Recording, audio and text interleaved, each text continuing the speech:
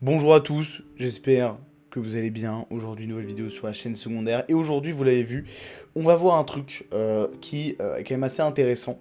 Comment se différencier vraiment en tant que monteur? Qu'est-ce que je veux dire dans vraiment se différencier? C'est-à-dire qu'aujourd'hui, je vais pas vous dire faire des jolies animations avec After Effects, faire de la 3D ou je ne sais quoi.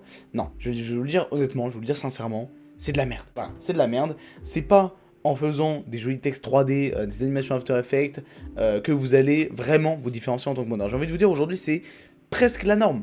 C'est presque la norme. C'est-à-dire qu'il n'y a pas non plus tout le monde qui sait faire ça, c'est déjà une bonne chose, mais c'est pas ça qui va vraiment vous permettre de vous différencier significativement de la majorité des monteurs. Voilà, aujourd'hui je vais vous partager des vrais trucs qui sont basiques, hein, mais c'est vraiment ça qui vous permet de vous différencier.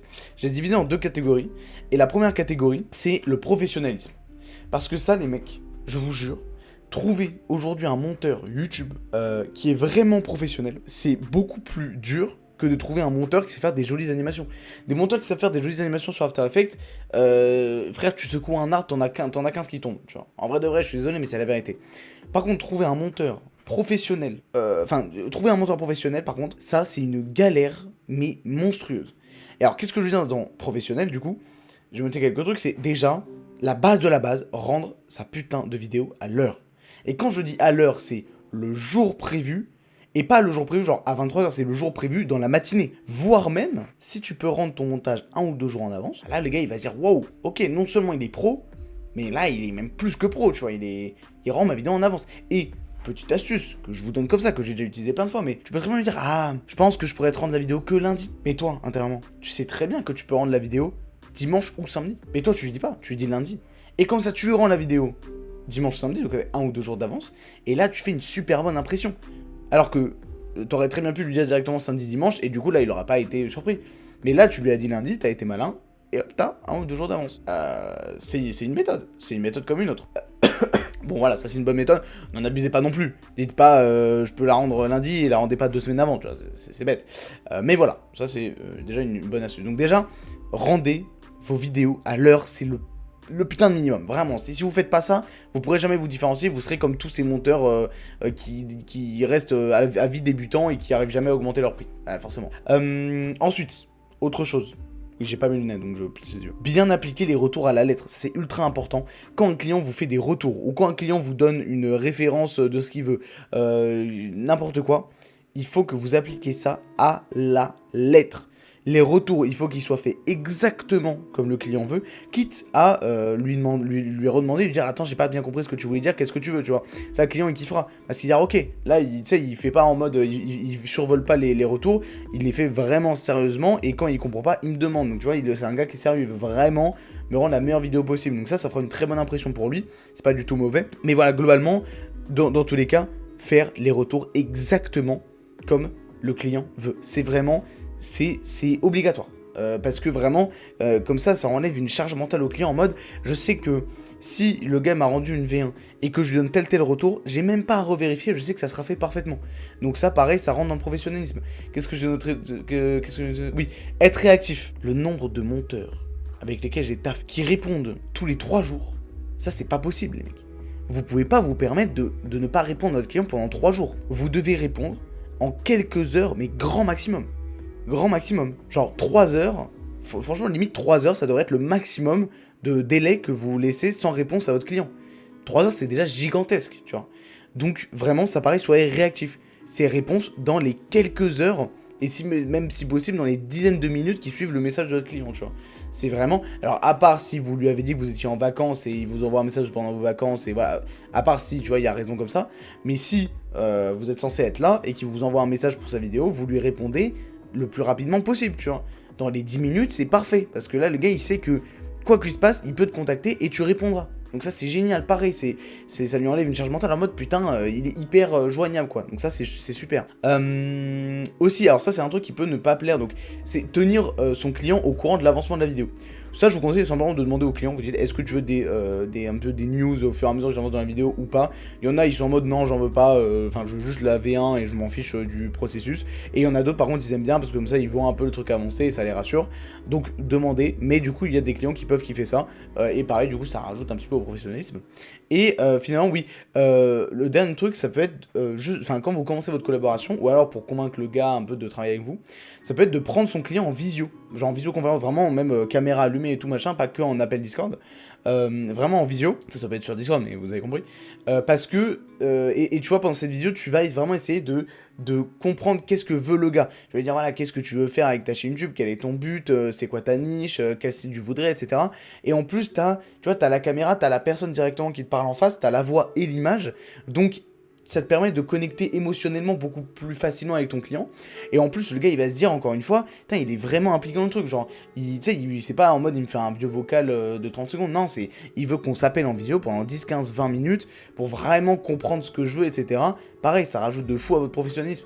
Alors, petit détail, si vous êtes jeune, moi aussi j'ai fait du montage en étant très jeune, si vous avez 13, 14, 15 ans, que vous n'avez pas mué, que vous n'avez pas de poil au menton, bon, après tu peux ne pas avoir de poil au menton à 28 ans, mais vous avez compris. Si vous faites vraiment encore trop enfant, que ce soit au niveau de la voix ou de l'apparence, peut-être éviter. Si vous pouvez continuer à parler en message, c'est mieux. Bon, ça vous enlève une petite corde à votre arc. Écoutez, voilà, c'est le désavantage d'être jeune, hein, malheureusement. On n'encourage pas tellement en France le fait de travailler jeune, mais bon, même si moi je trouve que c'est une bonne chose de commencer jeune, mais voilà. Bref, vous serez un petit peu désavantagé, mais évidemment, là, du coup, je vous déconseille, parce que sinon, ça peut refroidir un peu le client, que vous soyez un peu potentiellement un enfant, quoi. Voilà. Donc voilà pour la catégorie professionnalisme. Globalement, alors, on aurait pu mettre d'autres trucs, hein, mais soyez professionnels, les mecs. Soyez comme si vous travailliez avec une grosse entreprise, tu vois. Genre, vous pouvez pas vous permettre d'être en retard, vous pouvez pas vous permettre de pas faire les retours, vous pouvez pas vous permettre de pas tenir au courant votre client ou de pas lui répondre. Voilà, ça, c'est des choses, c'est interdit, tu vois. C'est vraiment, Et si tu fais toutes ces choses-là, déjà, si t'es vraiment professionnel 100%, que t'es sérieux, mais à 1000%, mais déjà, mais tu te démarques de... Je sais pas si vous vous rendez compte à quel point c'est rare. Franchement, je pense qu'il y en a qui se rendent pas compte, mais pour 100 monteurs qui font des jolies animations After Effects, t'en as 2 qui sont sérieux, tu vois. Évidemment, j'ai pas fait d'études statistiques, vous avez compris, mais genre vraiment, t'en as très très peu. Donc soyez vraiment professionnels. Et donc la deuxième catégorie aussi que j'ai notée, c'est le fait de faciliter la vie de son client. Alors ça, c'est des trucs, c'est entre guillemets un petit peu secondaire. Le truc principal, c'est vraiment le professionnalisme, mais ça c'est un peu secondaire, mais ça rajoute aussi un petit peu au truc. C'est par exemple, j'ai noté, pour vous échanger les V1, les V2 et les retours, proposer au client d'utiliser votre Google Drive. Pas le sien. Genre vous avez votre Google Drive à vous que vous payez, ouais, c'est que dalle, je sais pas combien, ça doit être quelques euros par mois. Vous avez votre propre Google Drive, vous lui envoyez le lien et vous dites, tu te fais pas chier, t'as déjà le dossier de créé, tu vas juste dessus, tu mets la vidéo et moi j'y aurai accès. On se fait pas chier à faire des Swiss transferts ou machin. Tu fais ça, c'est hyper simple et tout. Donc tu lui facilites la vie, c'est parfait, c'est pareil, tu vois, lui il a pas à venir aller créer son dossier et tout. Tu vois, ça paraît rien, mais c'est plein de petits trucs comme ça qui montrent au gars que t'es sérieux, tu as l'habitude, etc. Et le deuxième petit truc que j'ai mis, oui, c'est quand tu lui rends une V1, une V2 ou quoi, lui faire des looms. Loom, c'est une petite extension que vous pouvez installer, je vous mettrai, si j'y pense, je vous mettrai le lien en description, et qui vous permet en fait d'enregistrer votre écran avec votre caméra, et en fait ensuite de lui envoyer cet enregistrement sans que ça soit stocké sur votre PC, genre c'est stocké sur un cloud, ça supprime au bout d'un certain temps.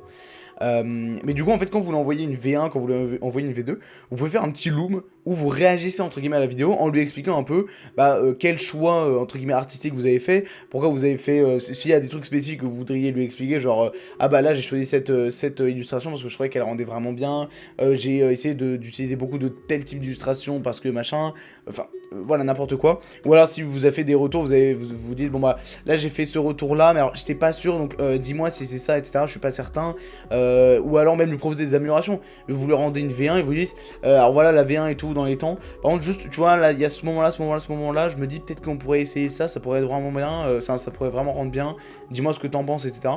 Voilà, lui faire comme ça des petits retours vidéo, pareil ça vous rend toujours encore plus sérieux, et en plus de ça pareil le gars il voit votre implication, enfin c'est que du positif, c'est de l'or en barre, tu vois, c'est génial. Voilà. Là vraiment je vous ai donné des exemples, mais en fait j'aurais pu vous sortir encore 3 fois plus de trucs parce que c'est plein de petits détails, mais là vous avez déjà pas mal d'exemples. Mais globalement, si vous voulez vraiment vous détacher de la masse, soyez sérieux, soyez pro, soyez mature, tu vois. Même si vous avez 15 ans, vous devez agir comme si vous aviez 35 ans. Vraiment, genre, voilà, il faut être sérieux, il faut répondre, etc. Bref, appliquez vraiment ces conseils et je pense que vous verrez une très très grosse différence. Vraiment sincèrement. Genre moi, le truc qui m'a le plus permis de me frayer un chemin dans ce monde-là du montage, d'avoir des gros clients et d'être bien payé, c'est pas d'être fort en animation. Je suis jamais en animation, j'utilise jamais After Effects, je suis une merde sur After Effects. Non, ce qui m'a vraiment permis de me différencier, c'est que je suis sérieux. Genre moi, tu me confies un montage, jamais je vais te le rendre en retard. S'il faut que je fasse une nuit blanche pour te le rendre à l'heure, je ferai une nuit blanche. Jamais je vais te le rendre en retard. Je vais toujours faire les retours à la lettre. Je vais toujours me faire chier pour vraiment m'impliquer, etc. Tu vois. Alors, tout en respectant quand même mes horaires. Tu vois. Je vais pas taffer 50 heures pour 50 balles, vous avez compris. Mais souvent, du coup, cette implication, elle se répercute dans le prix que tu fais payer. Tu vois. Et les gens, ça les dérange pas, les youtubeurs, les entrepreneurs, etc. Parce que eux, ils ont aucun mal à payer plus cher si ça leur permet d'avoir plus de tranquillité d'esprit. Tu vois, si ça leur enlève un peu de la charge mentale. Eux, ça leur va carrément. Et toi aussi, ça va carrément parce que tu gagnes plus d'argent. Donc c'est super. Donc voilà, j'espère que ces conseils vous aideront. Mettez-les vraiment en place et vous verrez vraiment une sacrée différence. Moi, écoutez, je vous souhaite une bonne fin de semaine et un bon week-end. Et puis des bisous.